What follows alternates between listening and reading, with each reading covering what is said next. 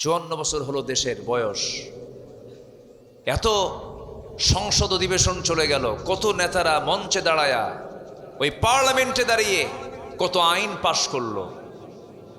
সুদের আইন পাশ করেছে, মদের আইন পাশ করেছে, জেনার আইন পাশ করেছে, অশ্লীল সিনেমার আইন পাশ করেছে, নামাজের আইন কেউ পাশ করে নাই।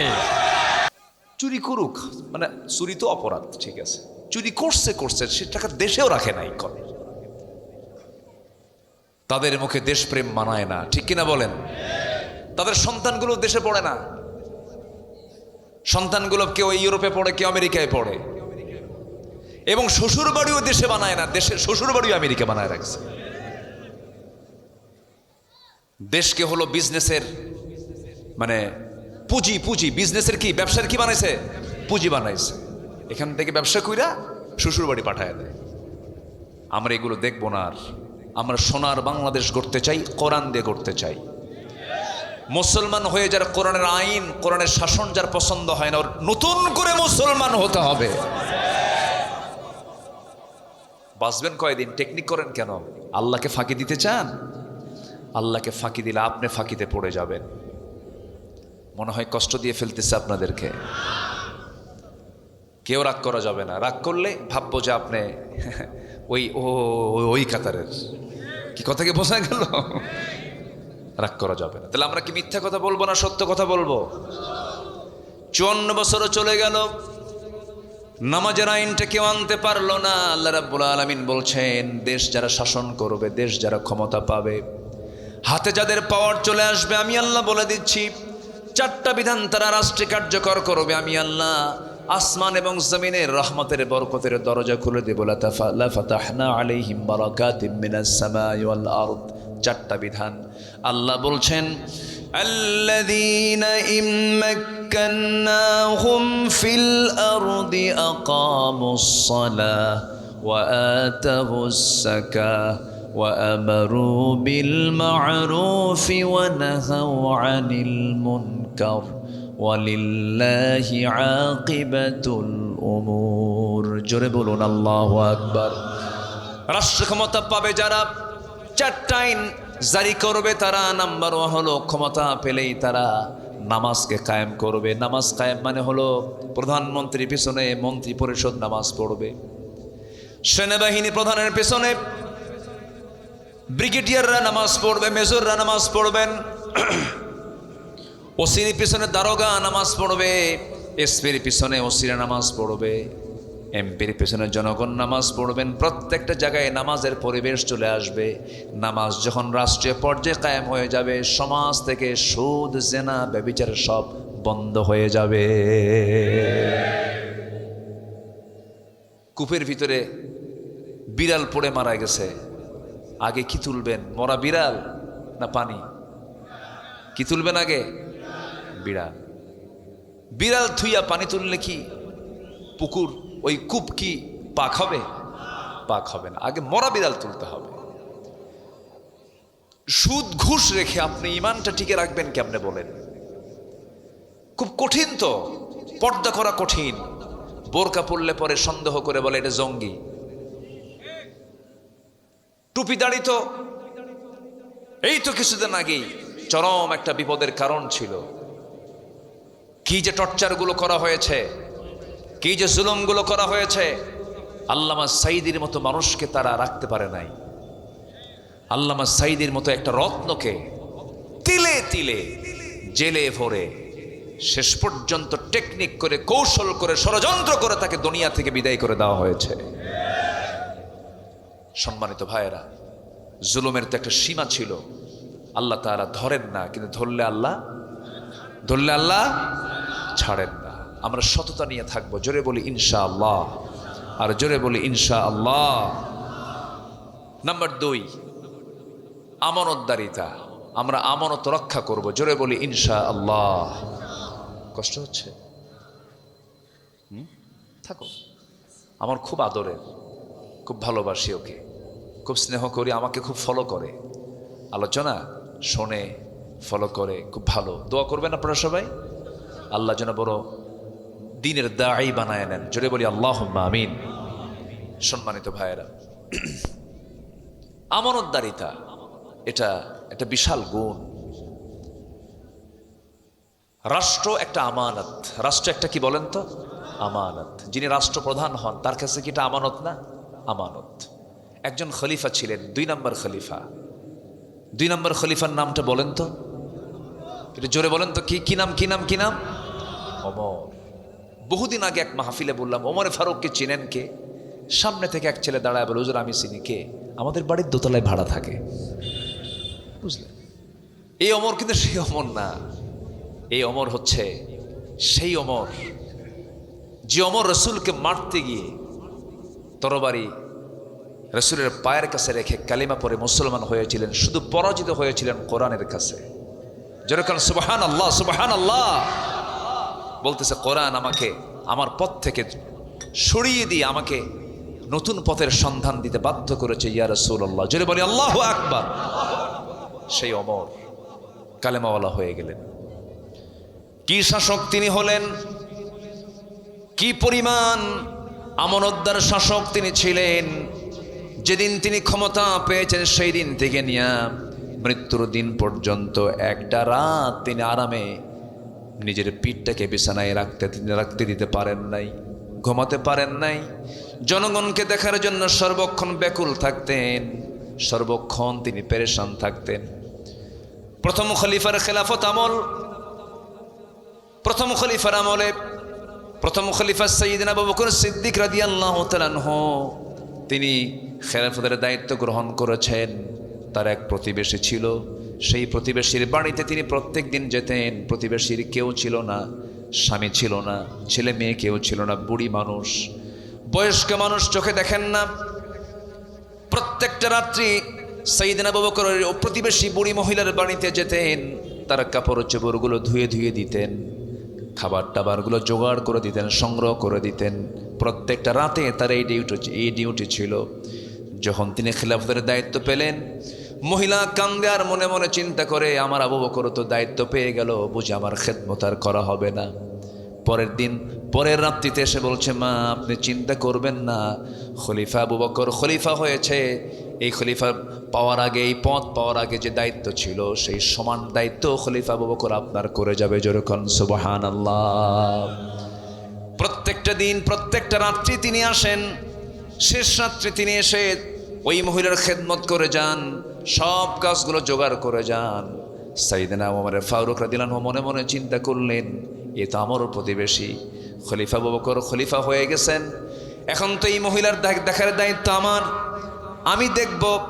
এই চিন্তা করে এক রাতে তিনি এসে দরজায় নক করেছেন, বুড়িমা দরজা খুলুন, আমি আপনার সেবা করতে আসছি। কেন সেবার প্রয়োজন নাই কেন, একজন সেবা করে চলে গেছে। ভাবলেন আজকে রাত্রে কে সেবা করলো? আবু বকর ভাই তো আমার খলিফা হয়ে গেছে, তার তো সময় নাই। পরপর 3টা রাত ওই বুড়ি মহিলার দরজার পাশে লুকোচুরি করে দেখতে নেন, কিন্তু দেখতে পান না। 4র্থ দিন তাকে ধরে ফেলেছেন, খপ করে তার হাত চেপে ধরেই দেখেন কেউ না, প্রথম খলিফা আবু বকর সিদ্দিক রাদিয়াল্লাহু তাআলা আনহু। ওমরে ফারুক বলছেন, ভাই রে, খেলাফতের দায়িত্ব গ্রহণও করবেন, আবার রাত জেগে জেগে এই সমস্ত কাজগুলো করবেন, আমাদের কিছু করার সুযোগ দেন। প্রথম খলিফা আবু বকর বলছেন, ওমর, হাসরের ময়দানে আমার বোঝা তো তোমার পিঠে যাবে না, প্রতিবেশীর হক আমাকে আদায় করতে দাও। একটানা 2 বছর প্রথম খলিফা আবু বকর সিদ্দিক রাদিয়াল্লাহু আনহু ওই মহিলার খেদমত করে গেছেন। দুনিয়া থেকে তিনি বিদায় নিয়েছেন, মহিলার কাছে সংবাদটা যায় নাই, খলিফার ইন্তেকাল হয়ে গেছে।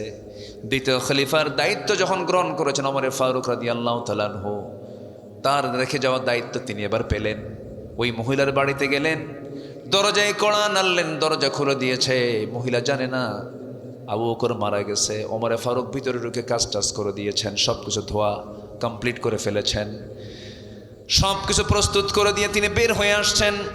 মহিলা খেতে বসেছেন, খেজুর খেতে নিয়ে খেজুর যখন একটা মুখে দিয়ে কামড় মেরেছেন, খেজুরের মধ্যে বিচিটা তার দাঁতের সঙ্গে লেগে গেছে। ইন্না লিল্লাহ বলে ভাবতেছেন, বুঝতে পেরেছি আমার আসল খাদেম আবু বকর দুনিয়াতে নাই। কারণ আমার আবু বকর যখন আমার খেদমত করতে আসতো, সে শুধু খেজুরগুলো ধুয়ে দিত না, খেজুরের ভিতরে রাখা সেই সমস্ত খেজুরের যে বিচিগুলো সে ছড়ায়া দিত, যেন আমার খেতে কোনো কষ্ট না হয়। আমার আবু বকর দুনিয়াতে নাই, নতুন খাদেম আমার ঘরে ঢুকছে। যেরকম সুবহানাল্লাহ। তারা কি ছিলেন, এক একজন আরেকজনের থেকে আরো উন্নত চরিত্র ছিল। আল্লাহু আকবার।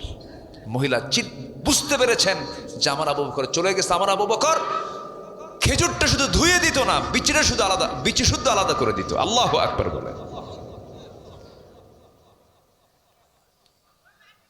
একদিন রাতের আধারে সাইয়্যিদনা আবু বকর সিদ্দিক রাদিয়াল্লাহু তাআলা আনহু খালি পায়ে হাঁটতেছেন, পাথর আলো রাস্তা, খালি পায়ে হেঁটে হেঁটে যাচ্ছিলেন। এমন সময় ওমরে ফারুক তাকে দেখে ফেলে বলছেন, আবু বকর সিদ্দিক রাদিয়াল্লাহু আনহু খলিফাতুল মুসলিমিন, আপনি খালি পায়ে হাঁটতেছেন, পাথরের চোকা পাথরের আঘাতে আপনার পা ফেটে যাবে, রক্তাক্ত হয়ে যাবেন। জুতা পায়ে কেন হাঁটছেন না আপনি? এই গভীর রাত্রিতে চোখে দেখতেছেন না, পা তো ক্ষতিগ্রস্ত হয়ে যাবে। তিনি বলছেন, ওমর, আমি জুতা পায়ে হাঁটবো কেমনে? জুতার তলার সাথে পাথরের একটা আঘাত লাগবে, একটা বড় আওয়াজ সৃষ্টি হয়ে যাবে। সে আওয়াজে যদি এই গভীর রাতে যদি আমার জনগণের ঘুমের যদি কোনো ব্যাঘাত হয়ে যায়, কিয়ামতের দিন আমি আবু বকর আমাকে আসামির কাঠগড়ায় দাঁড়িয়ে তারা জবাবদিহি করা লাগবে। আল্লাহু আকবার বলবেন না? এই জন্য আমি খালি পায়ে হাঁটতেছি, আমার জনগণের যেন ঘুমের ব্যাঘাত না হয়। আর নেতা আসবেন ঢাকা থেকে নওগাঁ, 3 ঘন্টা হাইওয়ে বন্ধ, নেতার গাড়ির সামনে 50, পিছনে 50টা গাড়ি।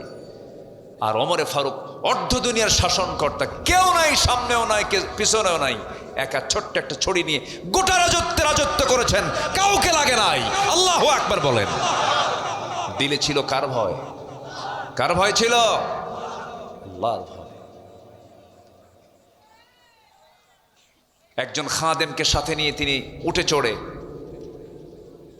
বের হয়েছেন, চলে গেছেন তিনি জেরুজালেমের উদ্দেশ্যে। তো সেই সময় একবার ওই খাদেম রশি টেনে তাকে নিয়ে যাচ্ছে। কিছুক্ষণ পর ওমরে ফারুক বলছেন, এই খাদেমি, তুমি তোমার রশি ছাড়ো, আমি উঠ থেকে নামলাম। কেন? তুমি শুধু রশি টানবো, আমি রশি টানবো না? আমিরুল মুমিনিন, আপনি কি বলেন? এটা কি সম্ভব? আমি উঠে চড়বো আর আপনি লাগাম টানবেন, এটা কি হয়?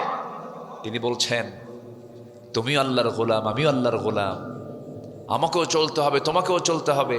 কিয়ামতের দিন কি জবাব দেব? একবার আমাকে টানতে দাও, তুমি একবার টানো, দুজন সমান করে যায়। আল্লাহু আকবার বলা যাবে না ভাই? গন্তব্যে পৌঁছে গেছেন। যে রাষ্ট্রের মেহমান হয়ে গেছেন তারা তাকে অভিবাদন জানাচ্ছে। ওই সময় আল্লাহর কি কাম, উটের পিঠে যে চড়ে আছে ওটাই হলো খাদেম, আর লাগাম যে ধরে আছে ওটা হচ্ছে ওমর।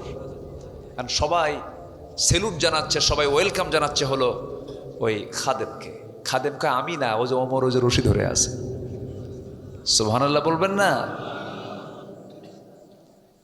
কি ছিল তাদের সোনালী জীবন। রাষ্ট্রের পক্ষ থেকে মধু পেয়েছেন। কি পেয়েছেন বলেন তো?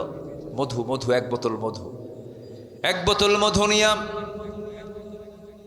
বাড়িতে চলে আসলেন। বউটাকে ডাক দিয়ে বলছেন, বউ আমার, জান্নাতের খাবার, জান্নাতের শরাব, জান্নাতের খাবার, এই মধু তোমার জন্য নিয়ে আসছে রাষ্ট্রের পক্ষ থেকে।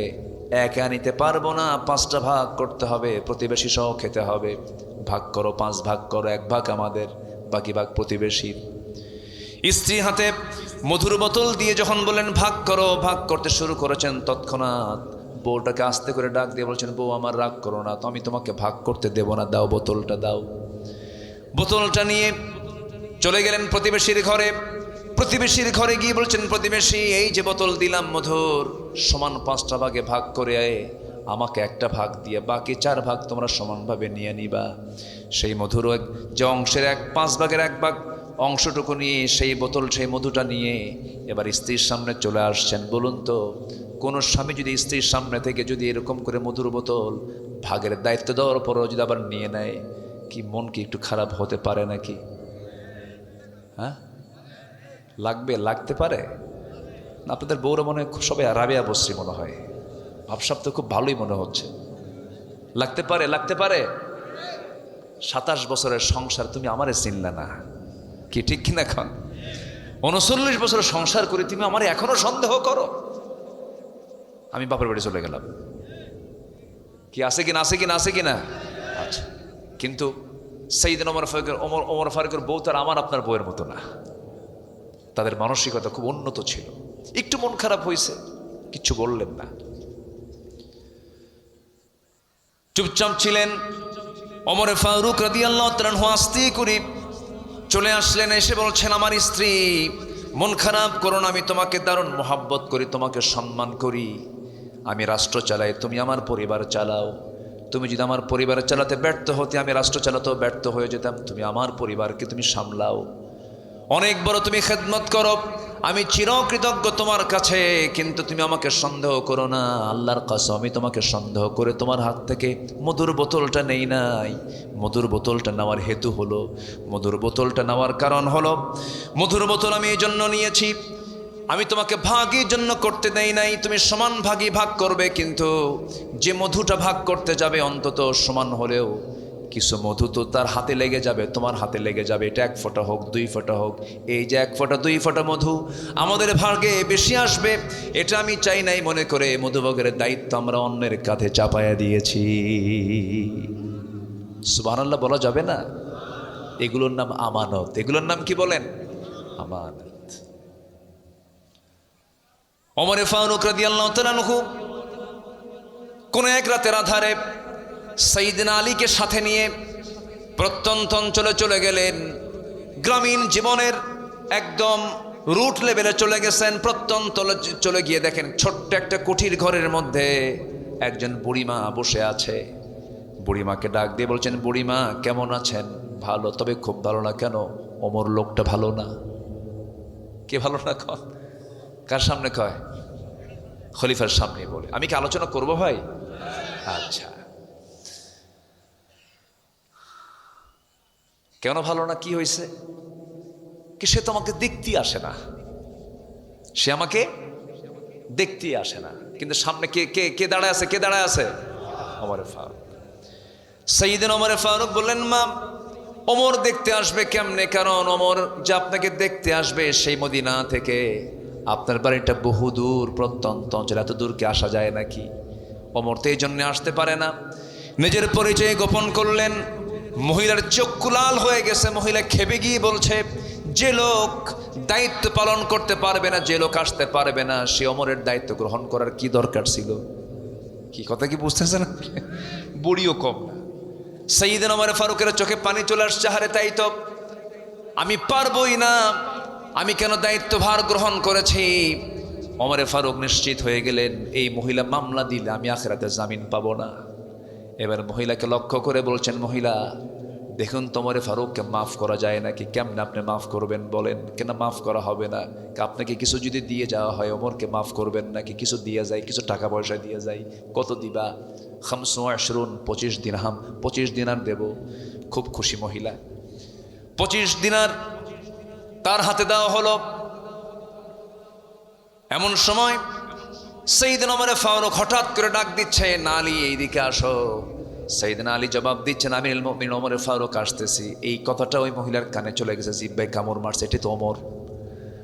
আমি কার সামনে কি করলাম? ভয় পাচ্ছেন মহিলা। হারে, এত বড় বেয়াদবি হয়ে গেল, কার সামনে কথা বললাম, আমি তো চিনতে পারি নাই। এবার ওমরে ফারুক বলছেন, মা, আমি আপনাকে অভয় দিচ্ছি, আপনি কোনো ভয় করবেন না। আপনি যে আমার কাছ থেকে যে বিনিময়ে গ্রহণ করেছেন, এই বিনিময়টা আমি লিখিত করতে চাই, দলিল করতে চাই। আপনি আমার এই কাপড়ে লিখে দেন। নিজের জামাটা ছিঁড়ে ফেললেন।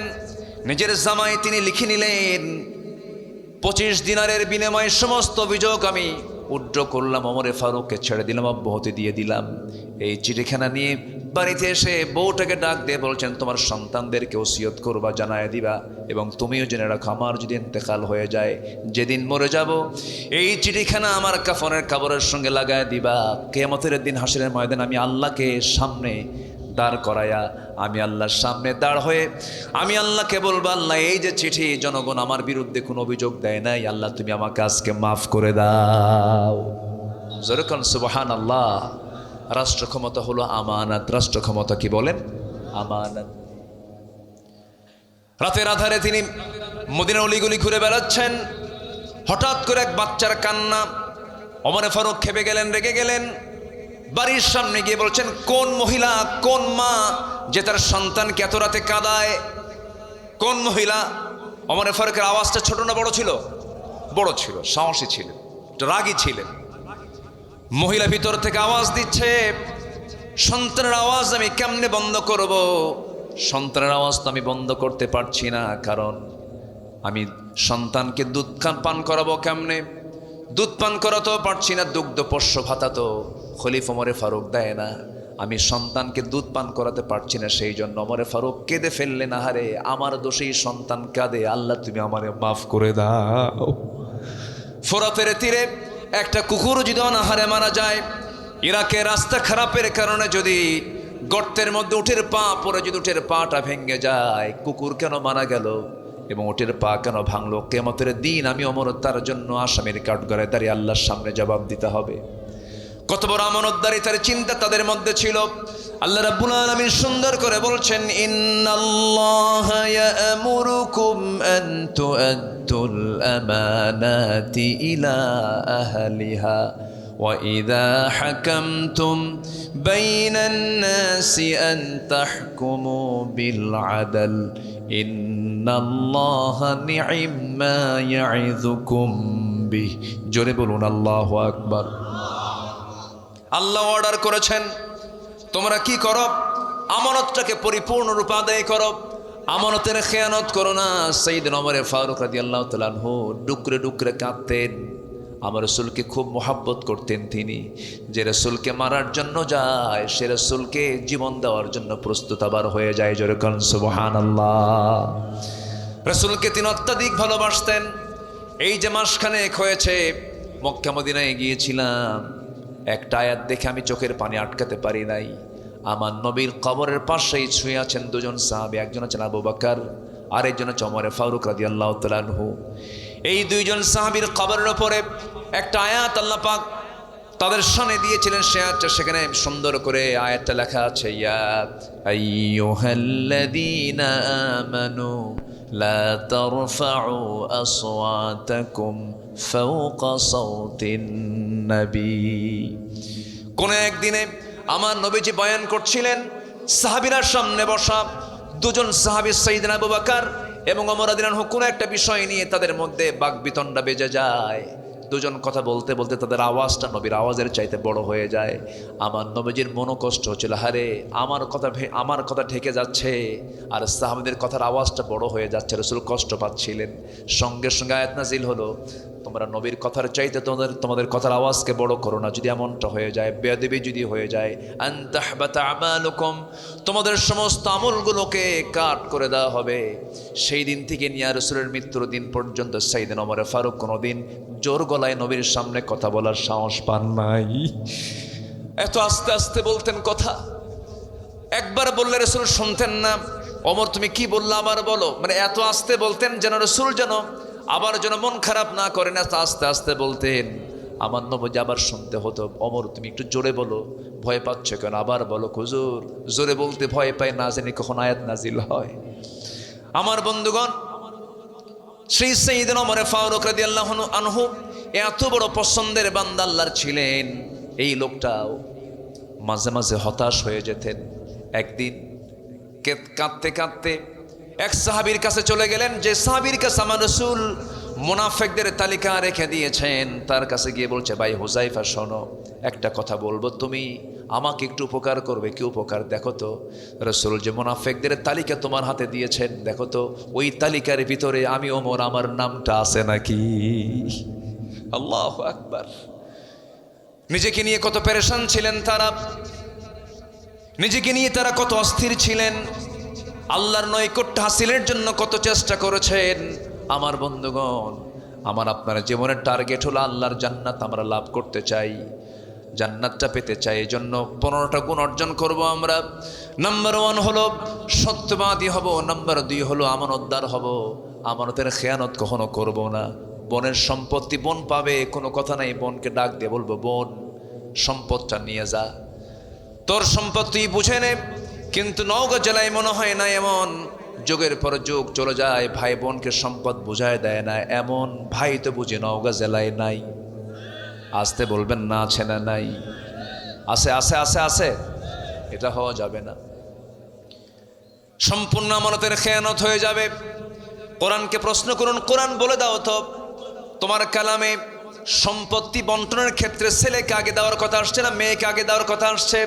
ভাই আগে পাবে না বোন আগে পাবে? কোরআন আগে বলে দিচ্ছে লিযযাকারি মিসলু হাযযিল উনসাইন। আগে মেয়েকে বুঝায় দাও। আগে কাকে বুঝায় দাও? বোনকে বুঝায় দাও। আর সেই বোন ধানের জমিকে আগে পায় না পরে পায়? আগে এক যুগ খায় ভাই, মানে এত ফকির। এরকম ফকির মার্কা ভাই আছে না নাই? এ আছে না নাই? আমি কি দোয়া করে দেব? আলোচনা চলুক। এই সময় যদি কেউ ওঠে তাহলে ওই লোকটাই ভাববো ওই লোকটাই বোনকে সম্পত্তি দেয় নাই। বসেন। হ্যাঁ, 12টা আছে এখনো 15টা গুণের কেবল 3 নাম্বার চলে। হ্যাঁ না, 3 নাম্বার 2 নাম্বার চলে, এখনো 13টা আছে। দেখেন এখানে উনি গুণে রাখছে, কিন্তু আল্লাহ তুমি আমার এই ভাইয়ের মতো সব শ্রোতাকে বানায় দাও। জোরে বলি আমিন। শ্রোতা তো এমন শ্রোতা হওয়া উচিত যে শ্রোতা আলোচকের মুখ থেকে আলোচনা কেড়ে নেবে। এটা হচ্ছে শ্রোতার পরিচয়। বসেন সম্মানিত ভাইয়েরা, তাহলে বোনকে সম্পত্তি বুঝায় দেওয়ার দায়িত্ব প্রত্যেক ভাইয়ের আছে না নাই বলেন তো? আচ্ছা, দেয় তো না, আবার টেকনিক করে। কি টেকনিক করে জানেন? টাঙ্গাইলের চমচম, বগুড়ার দই, নাটোরের কাঁচাগোল্লা, যশোরের খই, নওগাঁর কি, নওগাঁর আম, আর ময়মনসিংহের কাঁঠাল, সব এক জায়গায় জড়ো করে শীতের ভিতরে মাঝে মাঝে দাওয়াত দেয়। বছরে 2-1 বার দাওয়াত দিয়ে বোনকে জন্মের খাওয়ান খাওয়ায়।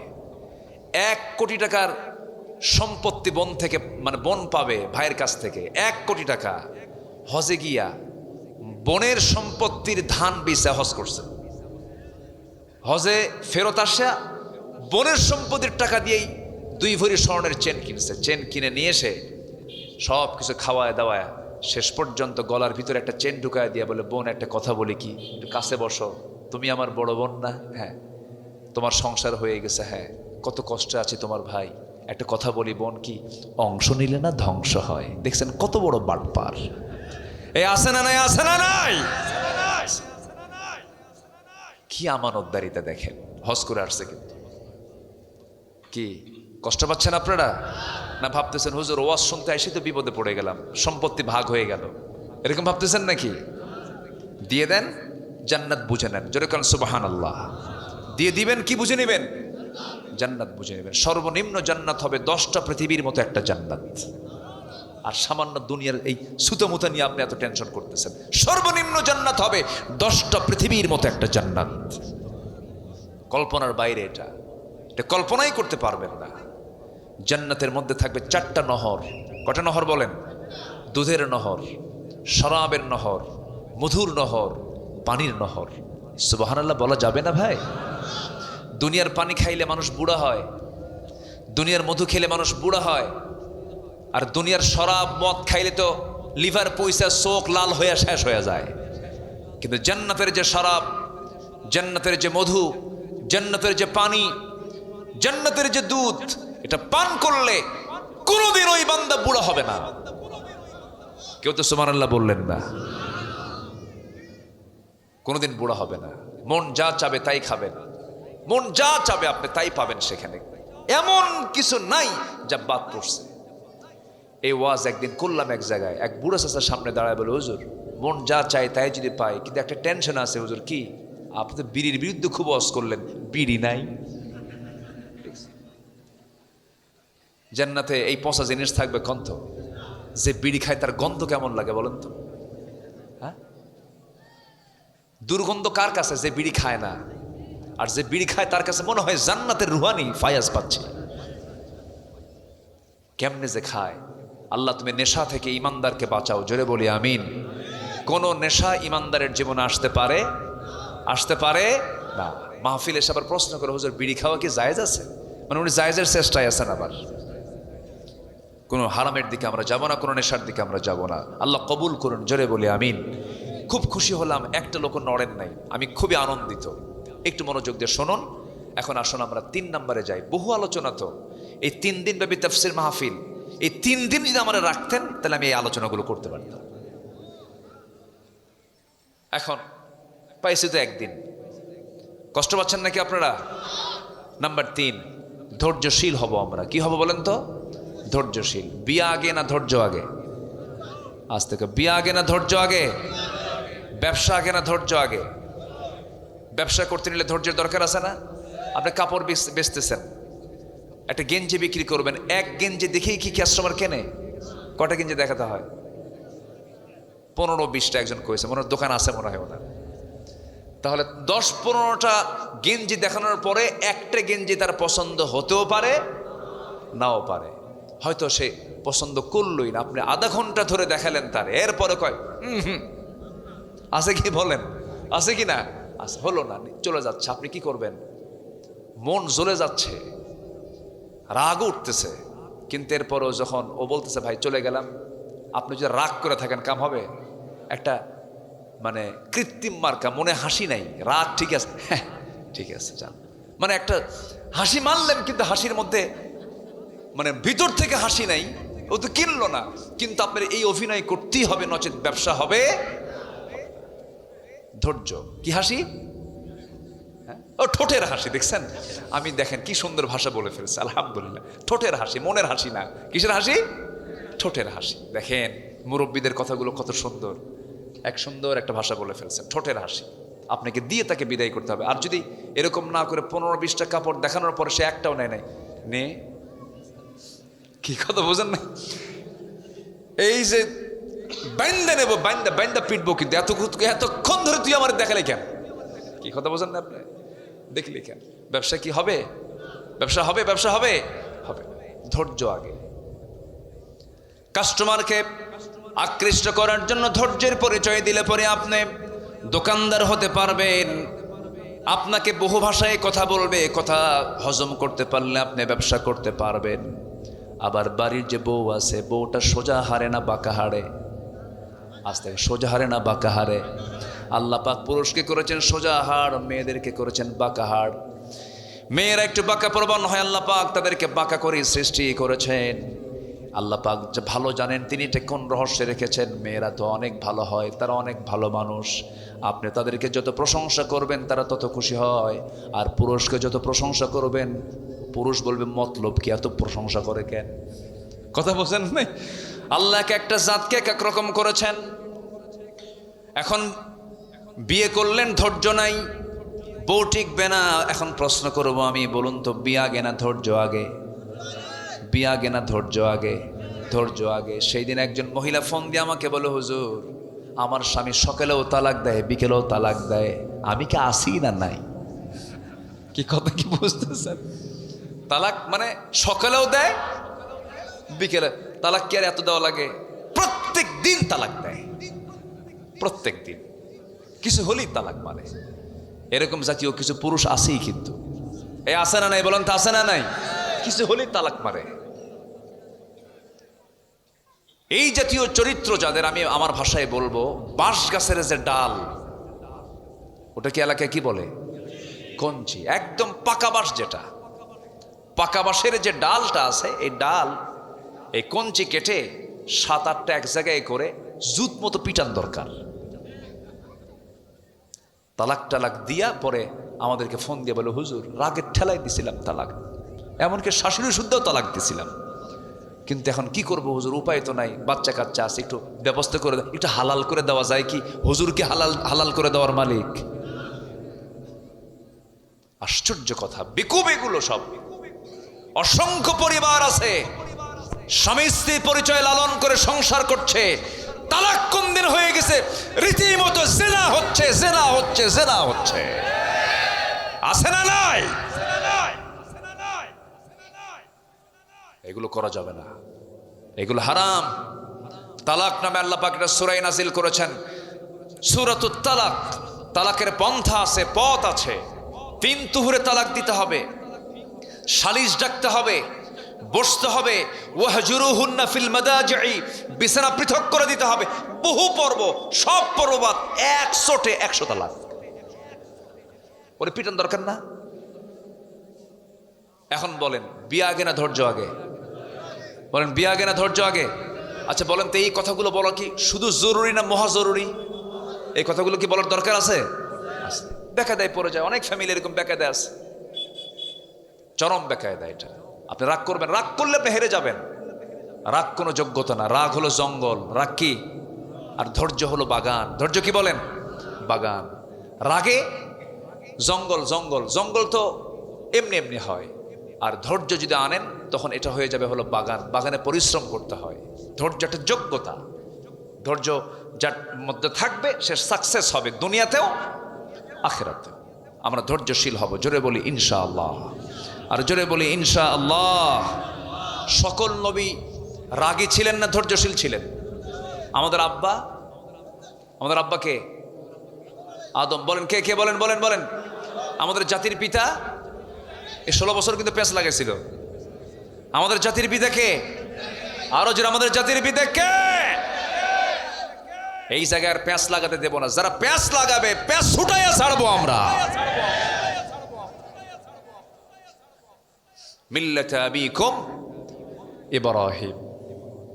মনে হয় খুব রাগ করতেছেন আপনারা, মনে হয়। ইব্রাহিম আলাইহিস সালাতু ওয়াস সালাম,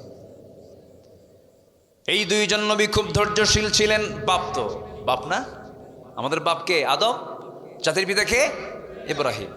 এই 2 জন বাপ খুব ধৈর্যশীল ছিলেন। আল্লাহ রাব্বুল আলামিন বললেন কুল্লা হাবিতু মিনহা জামিআ। আদম হাওয়াকে নিয়ে দুনিয়ায় যাও। নেমে পড়লেন দুনিয়াতে। জান্নাতের খাবার খেয়েছেন আমার আব্বা আম্মা, আমরাও জান্নাতে গিয়ে জান্নাতের খাবার খাবো। কেউ তো ইনশাল্লাহ কর না। আরে জোরে কয় না ইনশাআল্লাহ? জান্নাতে যাবেন না আপনারা? আমাদের বাপের ভিটা কোথায়? অনেকে চিন্তা করছে যে বামনহাট নাকি, বামন ছাতা। মহাদেবপুর বাপের ভিটা না, বাপের ভিটা জান্নাত। মনে থাকবে সবার? সবার কি মনে থাকবে? যেখানেই যা করে না কেন আমাকে জান্নাত নিতেই হবে, আমাকে জান্নাত নিতেই হবে, আমাকে জান্নাত নিতেই হবে। এটা হলো টার্গেট, এটা হলো প্ল্যান। জান্নাত থেকে দুনিয়াতে চলে আসলেন। কেউ নাই দুনিয়াতে, কেউ নাই। মাত্র কয়জন মানুষ? 2 জন। 2 জন 2 প্রান্তে পড়লেন। ধৈর্যের পিরামিড হয়ে আল্লাহর দরবারে দোয়া করলেন, যে দোয়াটা আল্লাহ রাব্বুল আলামিন আমাদেরকেও শিখায়া দিয়েছেন, কোরআনে আসছে। সবাই আমার সঙ্গে ঠোঁট মিলিয়ে বলুন, রব্বানা যালামনা আনফুসানা ওয়া ইল্লাম তাগফির লানা ওয়া তারহামনা লানাকুনান্না মিনাল খাসিরিন। আল্লাহ জুলুম করেছে নফসের উপরে, মাফ করে দাও। মাফ না করলে আমরা তো ক্ষতিগ্রস্ত হয়ে যাব। দোয়া করেছেন ইব্রাহিম আলাইহিস সালাতু ওয়াস সালাম। তাকে মেরে ফেলার জন্য কোথায় ফেলেছিল বলেন? বলেন বলেন, কোথায় কোথায় কোথায়? রাষ্ট্রীয় সন্ত্রাসী কায়দায়, রাষ্ট্রযন্ত্র কর্তৃক আমার বাপ ইব্রাহিম আলাইহিস সালামকে আগুনে নিক্ষেপ করেছিল। কিন্তু তিনি কারো কাছে আশ্রয় চাইলেন না, তিনি আশ্রয় চাইলেন কার কাছে? আসতে বলবেন না, কার কাছে? অত বড় বিপদ থেকে বাঁচায়া দিয়েছেন তিনি, যিনি আমার কে? আমার রব কে? আল্লাহ। আল্লাহই বাঁচাবেন আমাকে আপনাকে, আল্লাহ আমাকে আপনাকে রক্ষা করবেন। কত মুরব্বীদের মুখ থেকে শুনেছি, না মরা পর্যন্ত দেশ আর ঠিক হবে না, না মরা পর্যন্ত। কিন্তু আল্লাহ বলেন, না রে না, বেঁচে রাখবো, কিন্তু দেশে নয়, দিল্লিতে। ঠিক কিনা? দিল্লিতে।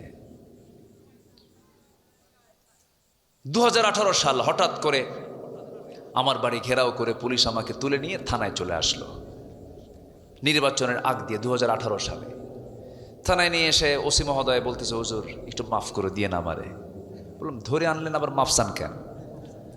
তো বলতেছে, হুজুর উপায় নাই, উপর থেকে চাপ, আমার চাকরি চলে যাবে, তাছাড়া একটু জেল খেটে আসে, নির্বাচন হয়ে গেলে আবার বের হয়ে আসবেন, যান।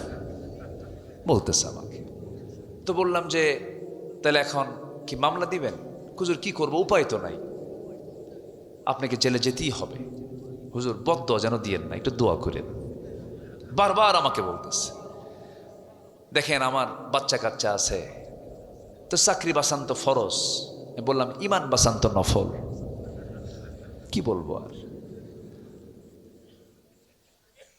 ধরে নিয়ে চলে গেল জেলখানায়, তারাক দিয়ে কোর্টে তুললো। জজ সাহেব আমার দিকে তাকায় জিব্বাই কামড় মেরে কয়, এই লোকটারে ধরে আনলো কারা? মামলার ধারা দেখে জিব্বাই কামড় বলে, এই ধারায় যদি জামিন দেয় আমার চাকরি নাই। জামিন অযোগ্য বিবেচনা করে ব্যাস আমাকে আবার প্রিজন ভ্যানে করে জেলখানায় পৌঁছায় দিল। মূল গেট দিয়ে ভিতরে ঢোকা মাত্রই দেখে এক বুড়া চাচা, চামড়াগুলো কুচকে গেছে, 80 ঊর্ধ্ব বয়স, আমাকে দেখেই একটা লম্বা সালাম দিল। সালাম দিয়ে বলে, হুজুর আপনি জেলখানায় ঢুকলেন, খুব খুশি হলাম। তো বললাম যে চাচা আপনি এটা কি করলেন, আপনি খুশি হলেন আমি জেলখানায় ঢুকলাম দেখে? কে বাবা, ওয়াজ শুনতে যাই, কত ওয়াজ শুনছি জীবনে আপনার, কিন্তু এত চেষ্টা করছে মোসাফা করব, তাও পারি নাই। আল্লাহ আজকে আমার এত সহজ করে সামনে মিলাই দিল, দোয়া করে আপনি জেলখানায় থাকেন। তো বললাম চাচা ঠিক আছে আসছি, থাকি, একসঙ্গী তো থাকবো, কিন্তু আপনি কেন জেলখানা নাতিপুতি থুইয়া? কে বাবা বিস্ফোরক। বললাম বিস্ফোরক মানে? কে বিস্ফোরকের মামলা দিছে বাবা, কিন্তু বিস্ফোরক তো বুঝি না, বিস্ফোরক কি খায় না কি করে? চাচা এটাও বোঝে না বিস্ফোরকটা কি। এই ছিল হালচাল। জুলুম করেছেন। 25 বছর আগে আল্লামা সাইদি বলেছিলেন, গোড়ায় নাড়া দেব, মামু বাড়ি দিল্লি গিয়ে পড়বা।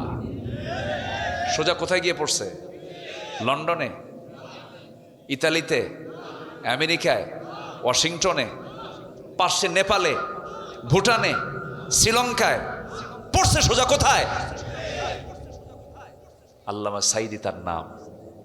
আল্লাহু আকবার বলবেন না? 25 বছর আগের বক্তব্য তার। উনি বলেছিলেন এমন একটা সময় বাংলাদেশে আসবে, নাস্তিক চক্র পালানোর জন্য একটি ইঁদুরের গর্ত খুঁজে পাবে না। পাইছে? পায় নাই। মানিক শুয়েছিল কলার পাতায়। দেশের টপ লিস্টেড একজন ধনী পালাতে গিয়ে আবার ভুল করে নৌকায় চড়ে দাড়ি মস্কাইটা চোরের মতো পালাতে চাইছিল। কি ঠিক কিনা বলেন? কয় নাম্বার ধনী? 1 নাম্বার ধনী। মিলছে কথা মিলছে। এটাই বাস্তবতা। জুলুম করা যাবে না। জুলুম যেখানেই হোক না কেন, আপনার স্বামী বইয়ের প্রতি জুলুম করছেন, আল্লাহ আপনাকে ছাড়বেন না। আপনি স্ত্রী স্বামীর প্রতি জুলুম করছেন, আল্লাহ আপনাকে ছাড়বেন না। আপনি ইমাম মুসল্লিকে কষ্ট দিচ্ছেন, আপনি আল্লাহ পাক ছাড়বেন না। মুসল্লি হয়ে ইমামকে টর্চার করছেন, আল্লাহ আপনাকে ছাড়বেন না। কোন জায়গায় জুলুম করা যাবে। তাহলে ধৈর্যশীল আমরা হব। ধৈর্য আছে যার, বিজয় আছে তার।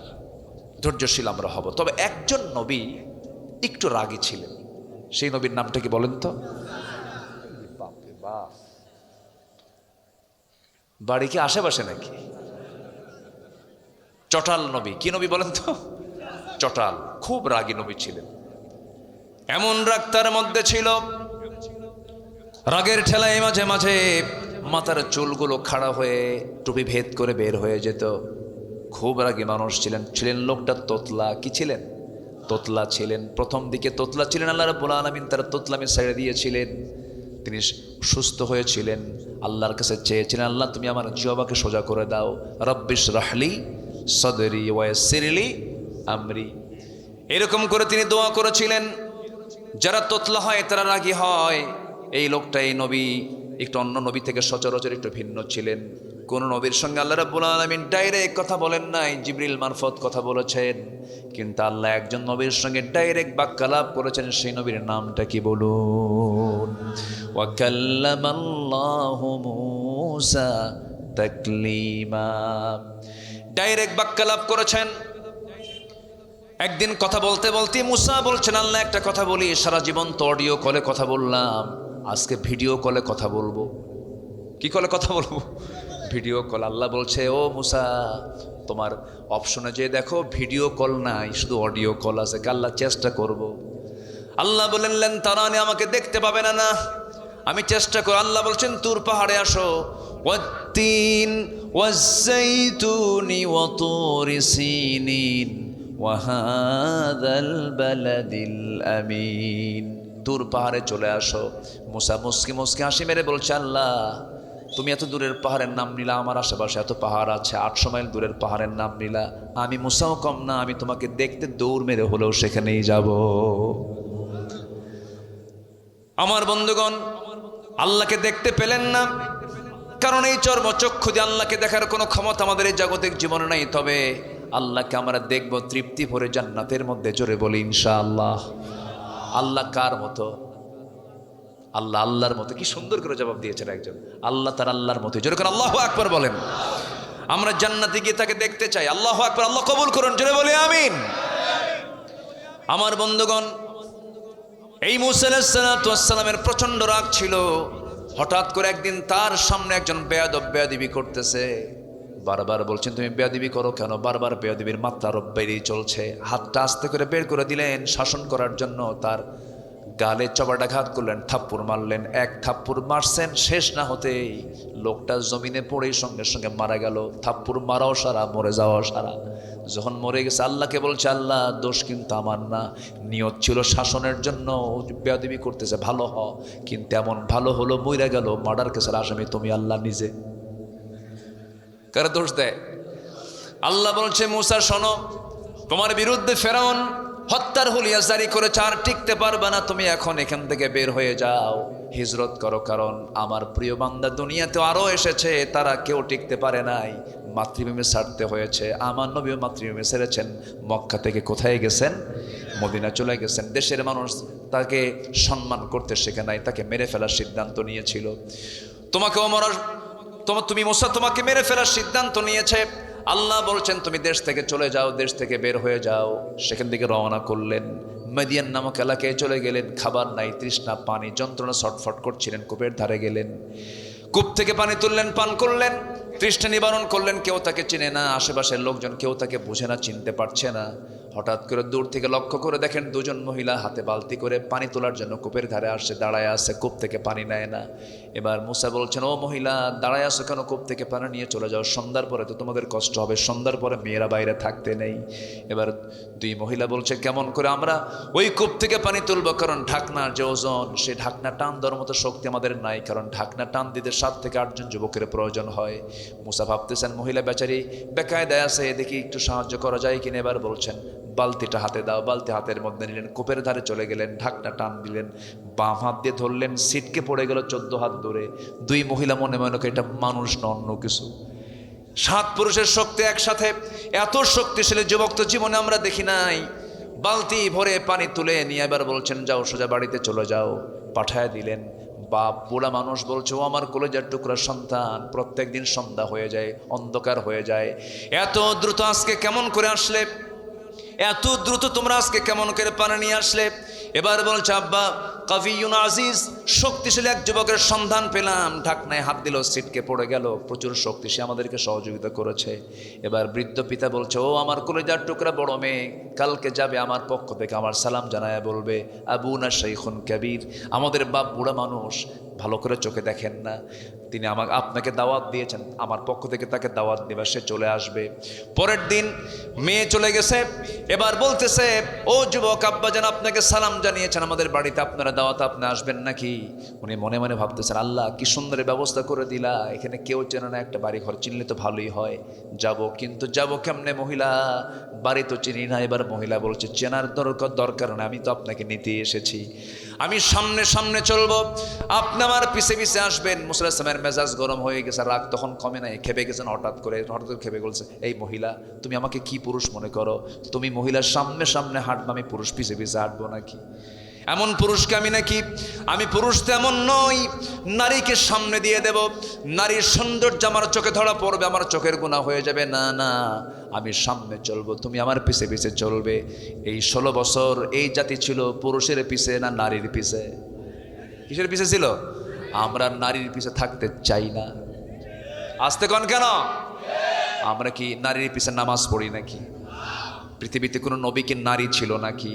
নেতৃত্বের জন্য পুরুষ না নারী? বলেন, নারী না পুরুষ? মুসা আলাইহিস সালাতু ওয়াস সালাম বলেন, আমি সামনে সামনে যাব, তুমি মহিলা আমার পিছে পিছে চলবে। তুমি শুধু দুইটা শব্দ উচ্চারণ করবে, ভুল যদি করি, ডান দিকে রাস্তা যদি বাম দিকে যায় তখন বলবে ডান, আবার বাম দিকে রাস্তা যদি ডান দিকে যায় তুমি বলবা বাম। শুধু দুইটা শব্দ শুধু মুখ থেকে বের করবে, ডান বাম। তবে ভুল হলে বলবে, ভুল না হলে কথা বলার দরকার নাই। কারণ তুমি যদি বেশি বেশি ঘন ঘন কথা বলো, তোমার কথার মধ্যে সৌন্দর্য চলে আসলে পরে আমার গুনাহ হয়ে যাবে, চোখের গুনাহ হবে। একটা কথা বলতে পারবা না, বেশি কথা বলবা না। এবার মহিলা মনে মনে চিন্তা করে, গতকালকে দেখলাম শক্তিশালী যুবক, আজকে দেখি চরিত্রবান যুবক বটে, সে আমানতদার মনে করে, নারী জাতিকে সম্মান করে, মনে মনে পছন্দ। কি কথা কি বুঝতেছেন? কথা কি বুঝতেছেন আপনারা? মনে মনে পছন্দ হয়ে গেছে। কেন? চরিত্রবান যুবক, আমানতদার যুবক, চেয়ে থাকে না, পর্দার নিয়ম রক্ষা করে চলে, গায়ের শক্তি ভালো। এখনকার মেয়েরা কি এগুলো পছন্দ করে নাকি? এখন দেখে যদি কোনো বাপ যদি ভুল করে যদি দাড়িওয়ালা ছেলে নিয়ে আসে, মেয়ে বলে বাবা তোমার রুচি শেষ কেন? চাচা নিয়ে আসছো। কি নিয়ে আসছো? মুসা আলাইহিস সালাতু ওয়াস সালাম এবার কি করলেন? সোজা চলে গেছেন, মুরব্বীকে দেখে, বৃদ্ধ লোকটাকে দেখে সালাম বিনিময় করলেন, মুসাফা করলেন, মুআনাকা করলেন। হঠাৎ করেই বৃদ্ধ লোকটার মুখ থেকে বের হয়ে আসতেছে, হে যুবক, তোমার নাম তো মুসা।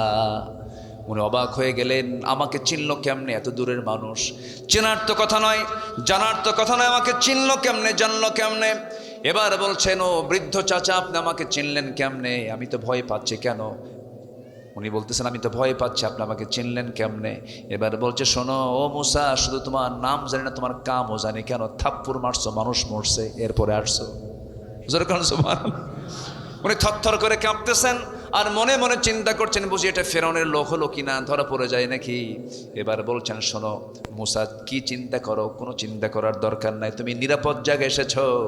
আমি শুধু বুড়াদের কাতারের সাধারণ বুড়া আমি নই, আমি হলাম সেই ব্যক্তি। ওয়া ইলা মাদিয়ানা আখাহুম শুআইবা, আমি হলাম মাদিয়ানবাসীর জন্য যাকে আল্লাহ রাব্বুল আলামিন নবী করে পাঠিয়েছেন, আল্লাহর পয়গম্বর শুআয়ব আলাইহিস সালাতু ওয়াস সালাম। আমি নবী, তুমি নবীর সামনে কথা বলতেছো। দারুণ খুশি মুসা, তখন তিনি নবী হন নাই।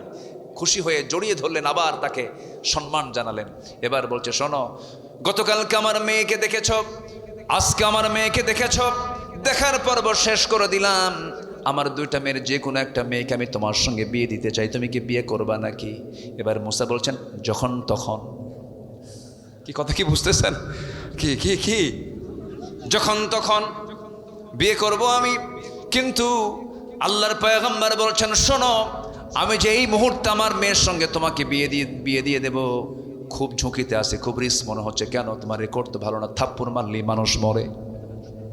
মেয়ে বিয়ে দিয়ে আবার কোন বিপদে পড়ে যায়। অতএব এখন তোমার সঙ্গে আমার মেয়েকে বিয়ে দেব না, তবে আমি তোমার সঙ্গে আমার মেয়েকে বিয়ে দেব। তোমার কিছু কাজ আছে। কি? আমার বাড়িতে কিছু ছাগল আছে, ছাগলের পালগুলোকে তোমার পালতে হবে। 8 বছর হলে পরে অনার্স কোর্স, 10 বছর হলে পরে মাস্টার্স কোর্স হয়ে যাবে। তুমি যদি এই ছাগলগুলোকে লালন পালন করতে পারো, আমি আমার মেয়েকে তোমার সঙ্গে বিয়ে দিয়ে দেব, তোমার বড় উপকার হয়ে যাবে। আমি তো আল্লাহর নবী বলছি, তুমি কি মানবে নাকি? খুব সন্তুষ্ট চিত্তে গ্রহণ করে, আহারে আল্লাহর পয়গম্বর অর্ডার করেছে, মানলাম, করব। আচ্ছা বলুন তো, পৃথিবীতে সবচাইতে শান্ত ভদ্র একটা শান্ত জাতির একটা প্রাণী আছে, তার নাম হলো ছাগল। শান্ত না? শান্ত ছাগল যদি একবারে ব্রেক মারা বোঝেন তো, 4 পায়ের সামনের 2 পা যদি একবার গিয়ার ফেলে বুঝলেন তো, একবার যদি ব্রেক মেরে ফেলে, ব্রেক মারার সঙ্গে সঙ্গে আপনার দড়ি ছেড়ে আপনি বের হয়ে যাবেন, বলবে তুই যা, আমি যাব না। দারুণ বাঁকা প্রাণী। এই ছাগল পালার দায়িত্ব দেওয়া হলো এই আল্লাহর পয়গম্বর মুসা আলাইহিস সালামের কাঁধে। এই দায়িত্ব পড়ে গেছে। কষ্ট করে করে 10টা বছর ছাগল পালন করলেন। 10ম বছরের শেষ দিন সেই ছাগলগুলো নিয়ে যখন বাড়িতে ফিরবেন, হঠাৎ করে একটা ছাগল পাল থেকে ইবনে কাসির আসছে। একদিকে মাল্লা দৌড়, সেই দৌড় মারা ছাগলের দিকে আল্লাহ নবীও মারছেন দৌড়। ছাগল যত দৌড়ায়, আল্লাহ নবী তত দৌড়ায়। দৌড় যত বেশি, রাগ তত বেশি। রাখতে রাখতে রাখতে রাখতে চূড়ান্ত লেভেলে চলে গেছে। ছাগল থেমে গেছে, ছাগল আর পারল না। ছাগল থেমে থরথর করে কাঁপতেছে। এবার রাগে গোস্বায় ফেটে পড়ে দুই হাত দিয়ে দুই পা শক্ত করে ধরেই শূন্যের উপরে খাড়া করেছেন, এক আছাড় মারবেন। কিন্তু লক্ষ্য করে দেখেন ছাগলটার চোখ মুখে দারুণ ভয়, চরম কাঁপতেছে, শরীরের লোমকূপ থেকে টপ টপ করে ঘাম ঝরতেছে। দেখলেন ছাগলটা তো ছাগলে, ওকে মেরে লাভটা কি, ও তো বোঝেই না ওকে মেরে লাভটা কি। আস্তে করে তার মধ্যে একটু ধৈর্য চলে আসলো, সান্ত্বনা চলে আসলো। দুই পা ছেড়ে দিয়া ছাগলটাকে কোলের মধ্যে নিয়ে আদর করলেন, মোহাব্বত করলেন, দয়া পরবশ হলেন, তার প্রতি রহম দিল হলেন। আল্লাহ বললেন, মুসা রাগ কমে গেছে, নবুয়ত দিয়ে দিলাম। যেরকম সুবহানাল্লাহ।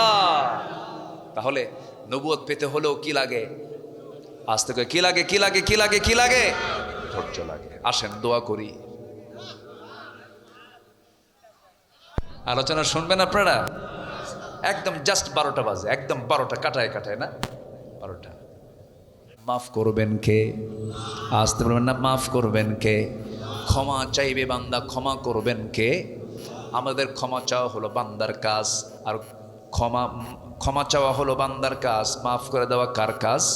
আল্লাহর কাজ। আমাদের কাজ আমরা করবো, আল্লাহর কাজ আল্লাহ করবেন। আল্লাহর কাছে আমরা যখন চাবো লজ্জা নিয়ে চাবো না লজ্জাহীন হয়ে চাবো? বলেন,